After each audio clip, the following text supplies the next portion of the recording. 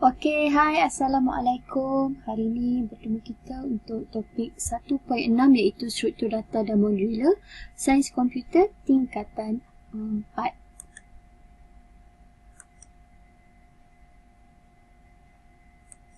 Okey, seterusnya kita tengok apakah standard pembelajaran bagi topik ni, iaitu menerangkan struktur tata susunan ataupun array satu dimensi di mana kita dapat mengisytiharkan nilai, dan yang kedua kita dapat umpukan nilai awal.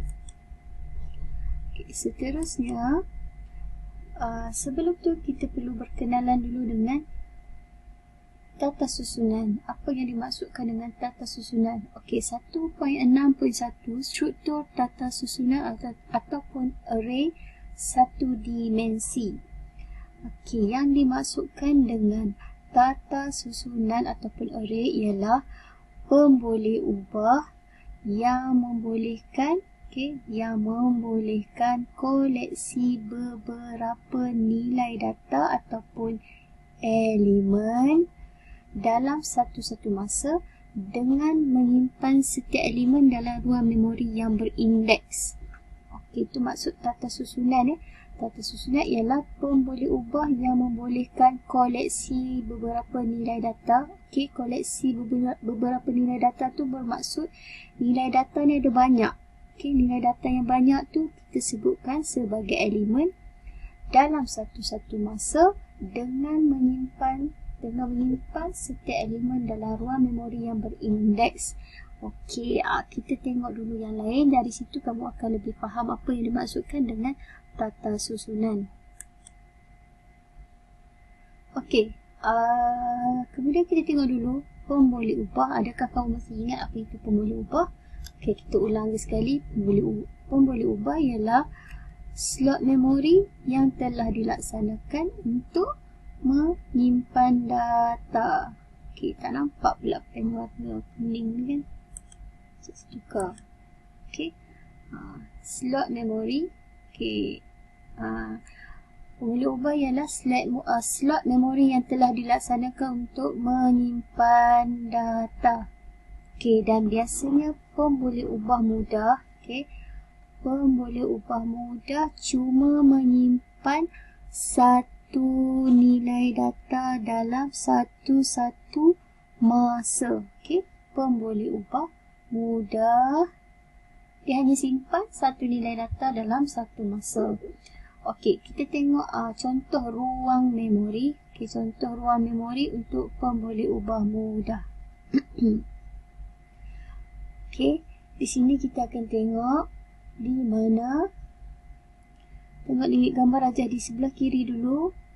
Okey, kotak ni ibaratkan sebagai ruang memori. Okey, ruang memori hanya menggunakan satu kotak. Jadi satu kotak ni hanya boleh memasukkan satu nilai saja. Okey, kenapa nilai kat sini nilai kosong? Sebab dekat sini tidak diisytiharkan sebarang nilai bagi jenis data tu. Okey, di sebelah kanan pula. Okey, bagi pemboleh ubah ni ada nilai. Bila ada nilai dia disimpankan dalam kotak tu. Okey, bila ada nilai maka adalah nampak tak? Okey, disimpan dalam ruang memori dia. Jadi pemboleh ubah mudah ni menunjukkan satu kotak ni menyimpan satu nombor. Dia tak boleh masuk 34, 52 dalam satu kotak. Dia hanya ada satu nombor sahaja. Okey, di sini ditunjukkan bagaimana Java mengisytiharkan nilai pemboleh ubah kita isytiharkan seperti dalam sinteks ni. Okey. Kita menggunakan sinteks ni untuk declare nilai pemboleh ubah. Okey. First, kita akan letakkan jenis data, dan yang kedua ialah nombor pemboleh ubah. Contohnya macam yang sini. Okey, integer ni adalah jenis data dan markah ini adalah jenis ataupun nama tata susunan, kemudian ada semicolon kat situ. Okey, ini jenis data dan ini adalah jenis pemboleh ubah ataupun nama pemboleh ubah. Sama juga di sebelah kanan ada jenis data, kemudian ada nama pemboleh ubah. Berbeza sikit sebelah kanan dan sebelah kiri sebab sebelah kanan ada nilai. Jadi kita umpukkan, kemudian letakkan nilai bagi pemboleh ubah itu dan ada semikolon. Okey, ini adalah contoh sinteks dalam Java untuk declare pemboleh ubah mudah. Okey, seterusnya kita tengok contoh analogi pemboleh ubah mudah. Okey, bagi contoh analogi pemboleh ubah mudah ni, di mana ada satu rumah yang diberi nama markah. Okey, rumah ni diberi nama markah. Okey, dalam rumah ni pula ada satu bilik je. Okey, ada satu bilik dan hanya boleh menempatkan orang yang tertentu, orang yang khusus, iaitu integer. Macam itulah. Okey, satu rumah ada satu bilik khusus untuk tetamu yang khusus saja yang boleh duduk. Samalah macam ni.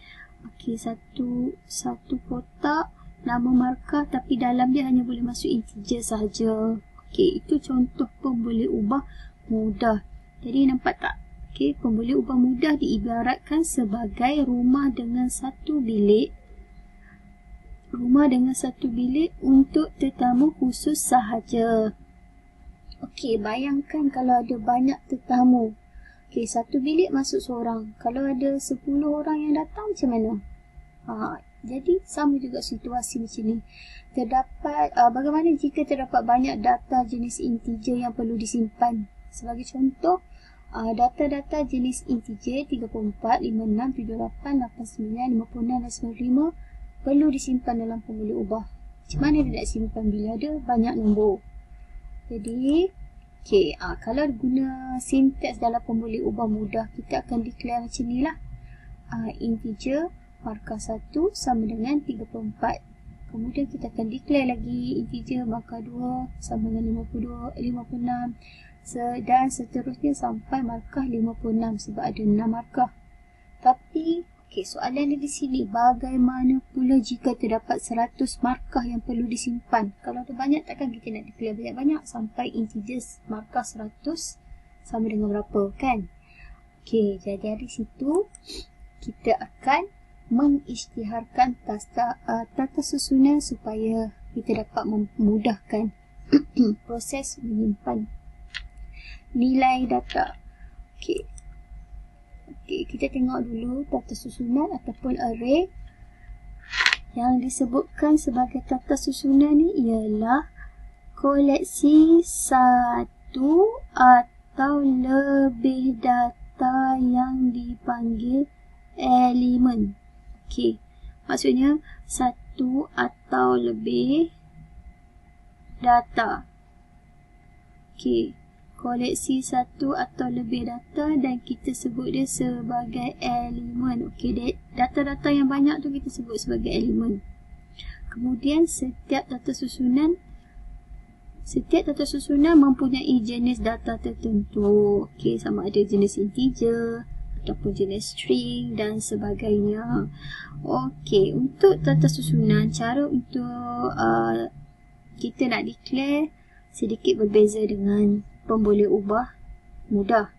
Okey, untuk kita declare ataupun sinteks bagi pengisytiharan struktur tata susunan ni akan ada dua baris. Okey, ada dua baris. Okey, yang pertama ni. Okey, yang pertama ialah jenis data. Yang pertama, baris yang pertama ni ialah jenis data. Kemudian ada square bracket ni. Lepas square bracket, kita akan letak nama tata susunan dan semikolon. Itu baris yang pertama. Baris yang kedua, kita akan tulis nama tata susunan sama dengan new jenis data. Kemudian ada square bracket, size tata susunan dan tutup square bracket dan ada semikolon. Okey, kenapa ada beza? Kalau kamu nampak dekat sini, nampak tak? Saya dah bagi tahu hari tu kita punya kita tak boleh jarakkan. Kalau kita nak jarakkan, kita kena letak underscore. Okey, ada perbezaan sebab tu saya nak bagi nampak jenis data tu nampak beza sikit. Jadi D ni saya gunakan huruf besar. Sama juga nama tata susunan. So kita akan nampak beza dia. Okey, baris yang pertama ni untuk apa? Baris yang pertama ni adalah untuk kita nak isytiharkan nama tata susunan. Dan baris yang kedua pula kita nak isytiharkan saiz data susunan. Okey, ada sebab baris yang pertama untuk isytihar nama data susunan, yang baris kedua untuk isytihar saiz data susunan. Okey, macam mana kita nak isytiharkan nama data susunan? Okey, ini baris yang pertama. Okey, ini baris yang pertama.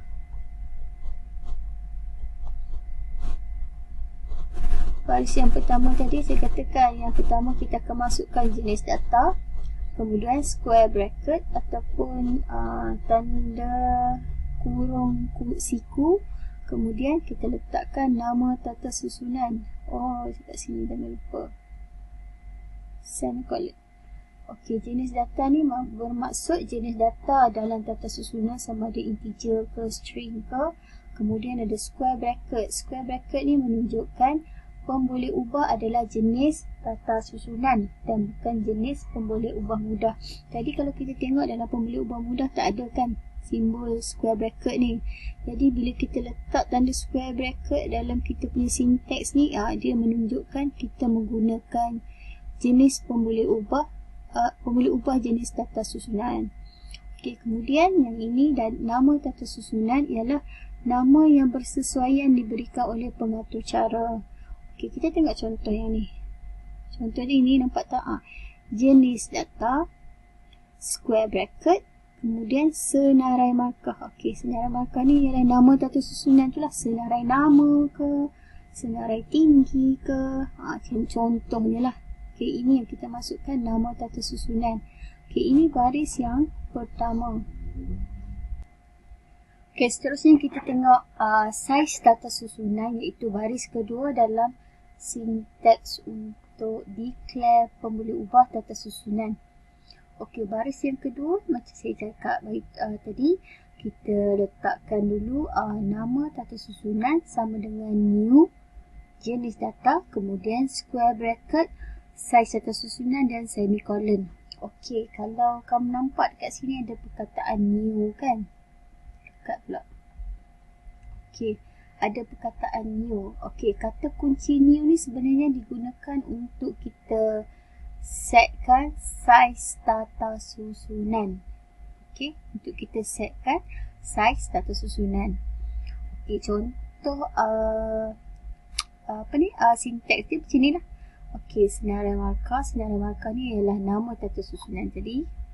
Kemudian tanda sama dengan new, lepas tu int ialah jenis data, kemudian ada square bracket dan juga 6 iaitu saiz data susunan. Dekat mana dapat 6 ni? Okey, kalau kamu ingat tadi ada 6 nombor, 6 nilai bermula 34, 56, 78, 89, 56, 95. Okey, ini kalau dia bagi 6 lah. Kalau dia bagi 4 saja, jadi saiz data susunan tu ada 4 lah. Jadi ada 4 nilai ataupun 4 elemen. Ni ada 6 elemen. Jadi secara kesimpulannya, untuk kita declarekan pemboleh ubah tata susunan, mesti ada baris yang pertama ni, baris yang kedua. Okey, baris yang pertama tadi in ataupun jenis data, square bracket, kemudian nama tata susunan, semicolon, jangan lupa. Baris yang kedua, senarai markah, nama tata susunan sama dengan new, kemudian jenis data dan juga saiz data susunan. Okey, ini cara untuk kita teks semicolon. Okey, ini cara kita nak declare tata susunan. Kemudian bila kita gunakan tata susunan, maka ini adalah contoh ruang memori untuk tata susunan. Okey, ada banyak-banyak bilik. Okey, ada banyak-banyak bilik. Okey, daripada banyak-banyak bilik ni kamu akan nampak nama. Okey, ini senarai markah ni ialah nama atas susunan.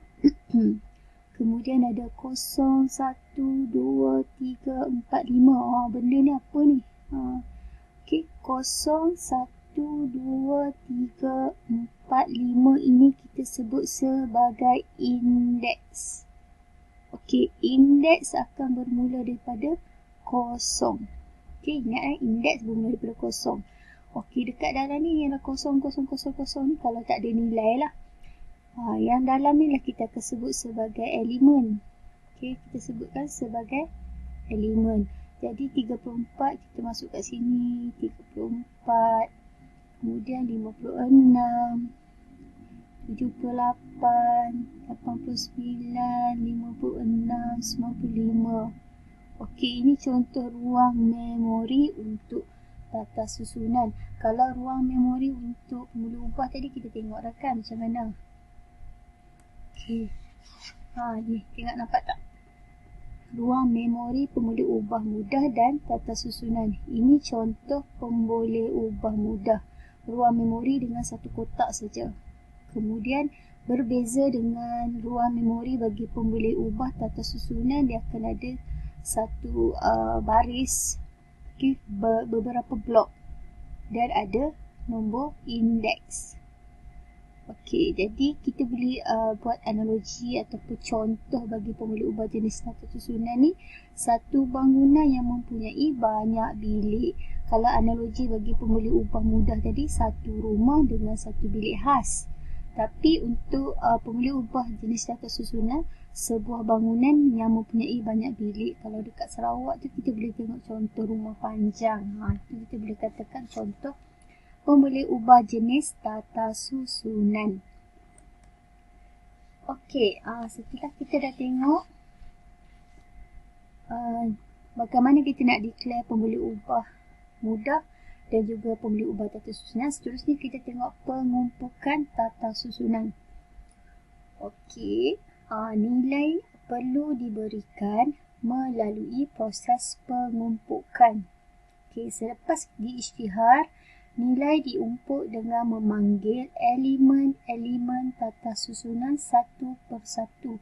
Maksud dia di sini, kalau kamu tengok di sebelah kiri kita ni, okey, di sebelah kiri ni adalah contoh nilai yang diumpukkan. Okey, nilai yang diumpukkan bagi tata susunan. Okey. Bila ada nilai kan, lepas tu kamu nampak tak ada square bracket dekat sini dengan ada 0, 1, 2, 3, 4, 5 ni. Okey, saya nak terangkan di sini. Okey, saya terangkan di sini. Yang ni tengah-tengah ada kurungan ni kita sebut sebagai indeks. Ingat tak indeks tadi saya beritahu? Nampak tak? Indeks ni bawah ni. Bawah ni ataupun dekat atas. Yang tadi kita tengok tu, yang dekat sini tadi dia buat 0, 1, 2 dan seterusnya kan. Itu adalah indeks ni, nampak tak? Dalam kotak ni. Yang pertama ni, depan ni ialah nama tata susunan. Ini adalah indeks, kemudian ini adalah elemen dia. Ni elemen di dalam ni kan. Okey, ni elemen dia. Maksudnya bagi senarai markah dengan indeks kosong, nilai dia adalah 34 ataupun elemen dia ialah 34. Okey, ini adalah contoh blok memori. Gambar rajah ni menunjukkan contoh memori komputer dengan adanya elemen-elemen dalam tata susunan. Okey, diletakkan sebelah-sebelah lah ikut dengan nombor indeks. Okey, yang ni maksudnya pengumpukan. Pengumpukan nilai itu maksudnya ni lah. Diumpukkan, ni ada tanda sama dengan ni. Dengan nilai. Maksudnya senarai markah bagi indeks ni ada nilai dia. Dan dia akan memanggil, lepas isytihar, lepas kita declare, nilai diumpuk dengan memanggil elemen-elemen tata susunan. Ni lah maksud dia. Nilai dia lepas dia isytihar, nilai dia tu diumput dengan memanggil elemen. Memanggil elemen tu lah ni elemen. Elemen kosong, bagi indeks kosong, elemen dia 34. Kemudian dan seterusnya 1 per 1. Okey, bagaimana kita nak buat pengumpukan nilai awal tata susunan? Okey, kalau kamu tengok pada sinteks ni, sinteks ni menunjukkan adanya jenis data, square bracket dan senarai markah. Okey, yang ni kita sebut sebagai pengisytiharan. Kemudian akan ada curly bracket 34, 56, 78, 89, 56, 95 ni sebagai pengumpukan awal. Maksudnya di sini pengumpukan awal ni dimaksudkan sebagai umpukan dibuat ketika melakukan pengisytiharan. Maksudnya umpukan dibuat, kita terus declare banyak-banyak nombor dengan menggunakan curly bracket. Okey, yang ni terturun bawah, sepatutnya duduk kat tepi ni okey, sepatutnya duduk kat tepi tu.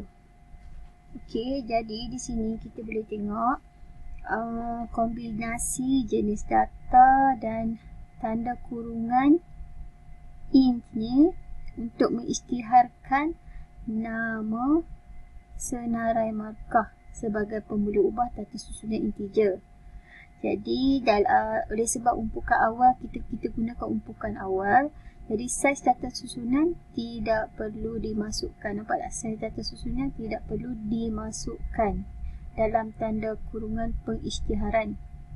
Kemudian saiz data susunan ditentukan secara automatik oleh pengumpukan nilai-nilai. Jadi bila kita tak letakkan berapakah saiz data susunan, jadi kita terus letakkan pengumpukan tu terus dimasukkan dalam ni lah. Bila kita masukkan dalam curly bracket ni.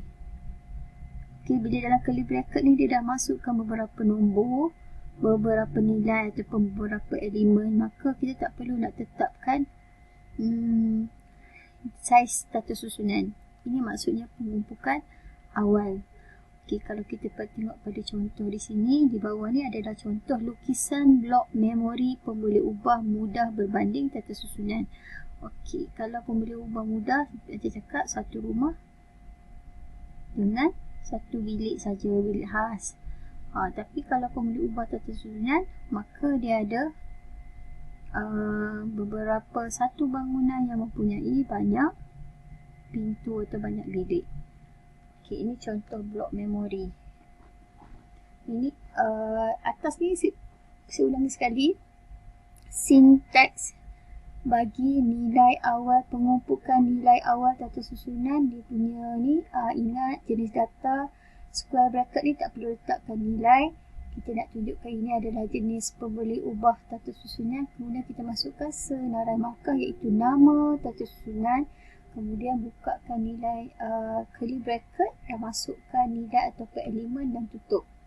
Kemudian ada semicolon. Okey, jadi kita tengok perbezaan struktur memori antara pemboleh ubah mudah dan tata susunan. Okey, contohnya kita bagi situasi seorang guru nak merekodkan markah bagi subjek matematik. Kalau kita menggunakan jenis pengisytiharan tata susunan, okay, cara dia sini je.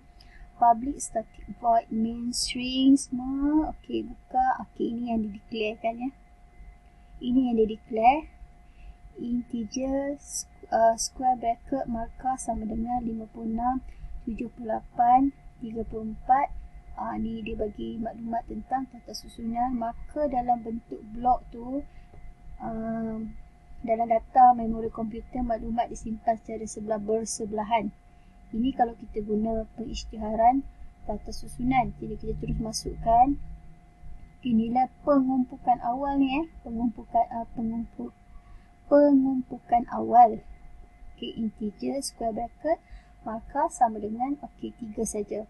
Okey, macam mana kalau pemboleh ubah mudah?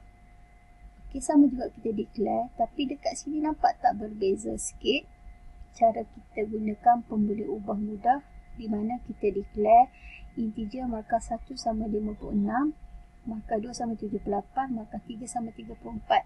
Jadi bila di dalam blok memori dia tersimpan macam ni, nampak tak macam ada jarak dan merata-rata. Jadi data disimpan dalam alamat dan lokasi yang berbeza. Jadi bila alamat dan lokasi yang berbeza, jadi akan menjadi tidak tersusun, boleh menyebabkan proses mencapai data dari memori lambat dan susah. Okey, nampak tak perbezaan kalau kita isytihar guna pemboleh ubah mudah dan isytihar gunakan pemboleh ubah tata susun. Okey, sekarang ni kita tengok atau cara bagi menggunakan tata susunan. Banyaknya susu. Tata susunan. Okey, sini ada saya eja sikit, tak apa, tak penting. Yang penting kita tengok macam mana kita nak gunakan atau cara untuk tata susunan. Okey, apabila kita menggunakan atau cara ni, kita boleh memanggil elemen. Okey, jadi elemen boleh dipanggil menggunakan indeks tata susunan. Elemen tu maksudnya yang ni lah, inilah elemennya mana? Ni nilai-nilai ni. Okey, kita boleh panggil dengan menggunakan indeks. Okey, cara untuk kita panggil elemen ni menggunakan ni indeks ni. Kita gunakan sinteks ni. Guna sinteks ni di mana kita akan mulakan dengan nama tata susunan, kemudian masukkan square bracket dan nilai indeks. Okay, ingat tak nilai indeks tu yang mana? Nilai indeks ni maksudnya kalau ada je nilai atau elemen dalam ni, maka yang pertama kita mulakan dengan indeks 0, 1, 2 dan seterusnya. Jadi kita nak panggil elemen ni, kita gunakan indeks. Cara dia gunakan sinteks ni. Mulakan dengan nama tata susunan kurungan indeks. Contoh dia macam ni.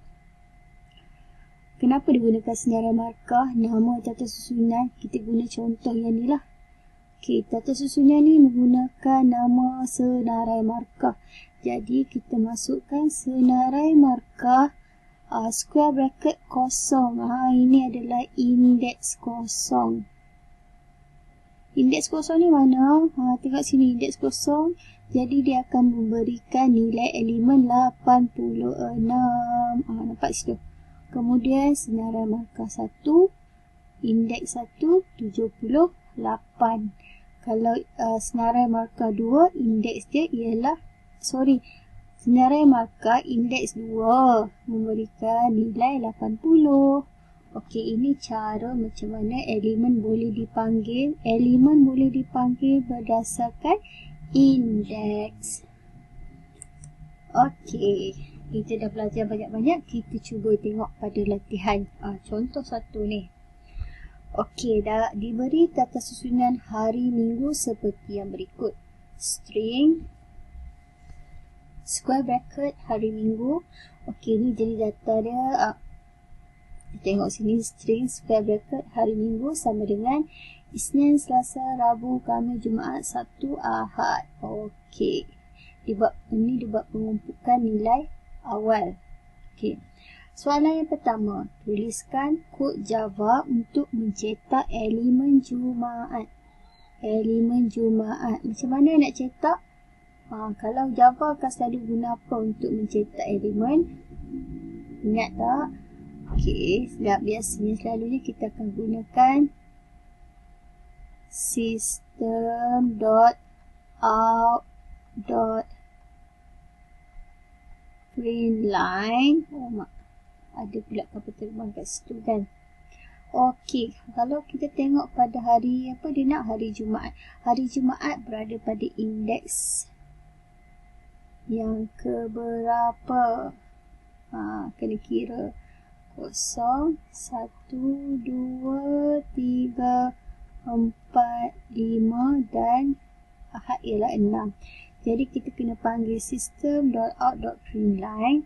Okey, gunakan ni hari minggu kat kurungan Saya sambung kat bawah ni, hari Minggu. Ni nama tata susunan. Hari Minggu, kemudian indeks yang keberapa? Keempat, tutup dan semicolon. Itulah jawapan dia nombor 1. So nombor 2 pula, apakah saiz tata susunan bagi hari Minggu? Macam mana kita nak kira saiz tata susunan? Kira daripada sini ada berapa elemen? 1, 2, 3, 4, 5, 6, 7. Jadi maksud dia saiz tata susunan ada 7. Tapi indeks dia 6. Okey, apakah nilai yang dicetak oleh kod berikut? Sistem .out.println hari Minggu. Dekat sini dia bagi indeks kosong. Kalau indeks kosong, maksud dia jawapan dia ialah hari Isnin. Okey, kedua, sistem .out.println hari Minggu yang indeks 3. Maka hari Khamis. Kemudian hari Minggu 6 ialah Ahad. Hingga hari Minggu yang 4 ialah Jumaat. Okey, kurungan ni ialah indeks. Yang keberapa? Okey, kita tengok soalan D pula. Bila dia suruh kita printkan hari Minggu 7. Ada tak hari Minggu yang indeks 7? Tak ada. Jadi kita boleh jawab dengan cara macam ni. Okey, indeks 7 ni tak ada. Maka dia adalah ralat masa larian. Kenapa dia berada di luar batasan tata susunan? Okey, 7 tak ada kat sini no. Jadi dia berada di luar batasan luar batasan tata susunan. Dia adalah ralat masa larian. Okey, yang kedua, minggu 10 pun tak ada juga dalam senarai, maka dia juga berada di luar batasan tata susunan dan kita kategorikan sebagai ralat masa larian ataupun runtime error. Okey, nombor 3, hari Minggu 3. Yang ni ada 3 tu, tapi kalau kamu perasan dekat sini dia letak 3. Lepas tu nampak tak ada ni. Jadi apakah output yang akan terhasil?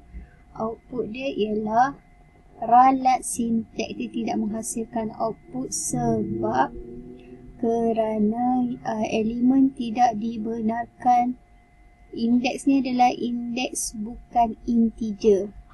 Indeks kita indeks kita di sini ialah hari kan, Khamis, Jumaat. Okey, sorry, bukan tanda ni. Jadi hari Minggu jadi dia dianggap sebagai ralat sinteks. Okey. Kerana indeks bukan integer tetapi string. Nampak tak tu? String. Kat sini dia bagi integer. Okey, yang keempat, system.out.println hari Minggu. Okey, kalau kamu tengok kat sini pun tetap tak nampak soalan dia sebenarnya. Hari Minggu Selasa. Sebenarnya soalan dia ni. Okey, dekat sini pun tetap ada ralat sebab kamu tak perasan tak? Dia tak ada tanda double quotes ni. Maka dia akan jadi ralat sintek juga. Okey. Kerana tidak menggunakan nombor indeks. Satu tak menggunakan nombor indeks, kita guna nombor indeks kan kita nak panggil. Yang dia tulis hari tu. Jadi kita tekan ralat sinteks. Tengok jawapan dia tu kan.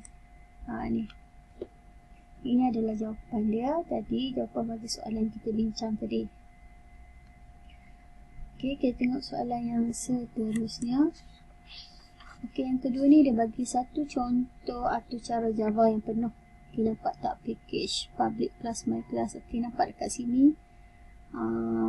Dia masukkan senarai nama kosong. Ada 1 Alia, 3 Wong, 2 Wong, 3 Debbie. Kemudian dia declarekan yang integer senarai umur sama dengan tumpukan awal. Dan juga dia declare lagi untuk senarai tinggi berapa. apa yang dia perlu print. Lepas tu ada gelong pengulangan di sini. Ada gelong pengulangan dan juga kita akan print. Jadi soalan dia di sini,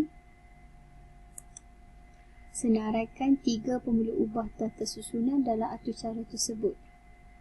3 pemboleh ubah, dekat mana kau boleh nampak pemboleh ubah? Yang mana?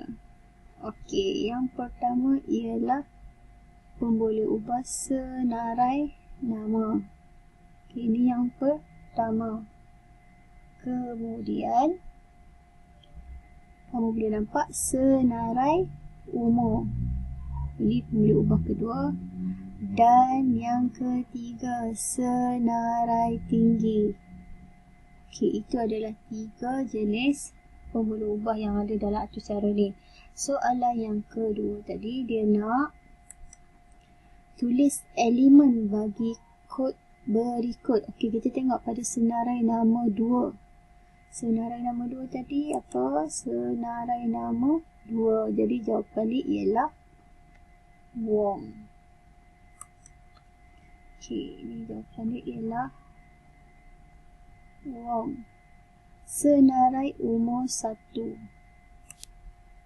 Okey, kemudian kita tengok senarai umur 1 maksudnya 16. Kemudian senarai tinggi 3. Senarai tinggi mana? Senarai tinggi 3. Okey, tak nampak sikit dia punya ni. Makanya ni 0, 1, 2, 3. 3 kat sini. Ni 172.5. Jadi 173.2. Okey, jadi 173.2. Okey. Seterusnya, tentukan output bagi atur cara tersebut. Macam mana kita nak tahu output bagi atur cara tersebut? Kita tengok apa yang ada system.out.println tu. Itulah. Okey, yang pertama yang ni kita nampak. Okey, ini yang pertama system.out.println nama. Lepas tu kamu nampak tak ada backslash t ni. Maksud backslash t ni dia memberi jarak antara nama, umur, lepas tu backslash t tinggi cm. Maksudnya nanti bila print dia akan jadi macam ni lah. Okey, nama kemudian jarak, umur, kemudian dia letak tinggi. Okey, itu yang pertama dia akan print cm. Okey, kemudian dia ada letak system.out.print senarai nama I. Okey, kat sini ada gelong pengulangan. Kamu nampak kan gelong pengulangan? Maka dia akan mengikuti syarat gelong pengulangan di mana integer I sama dengan 0, I kurang daripada 4. Okey, I daripada 0. Adakah I kurang daripada 4? 0, ya. Jadi I tambah keluar nama dia ialah, yang pertama ialah nama is, senarai nama Adam. Lepas tu dia minta umur berapa? 16. Kemudian dia kata print tinggi. Tinggi dia ialah 182.1. Lepas tu dia uji lagi. Lepas tu I adakah kurang daripada 4? Ya, sebab dia masih 1. Maka printlah nama Alia dan seterusnya. Maksud di bawah system.out.println sekurang-kurangnya ni maksudnya printkan semua. Jadi output dia akan jadi macam ni. Okey, ni output dia akan jadi macam ni. Okey, nampak tak? Dia akan ada jarak backslash tadi. Kemudian dia akan print nama Adam, umur berapa, Alia, Wong, Devi. Okey, itulah. Itu saja untuk struktur data dan modular. Sampai kita jumpa lagi. Okey, tak faham boleh tanya. Assalamualaikum.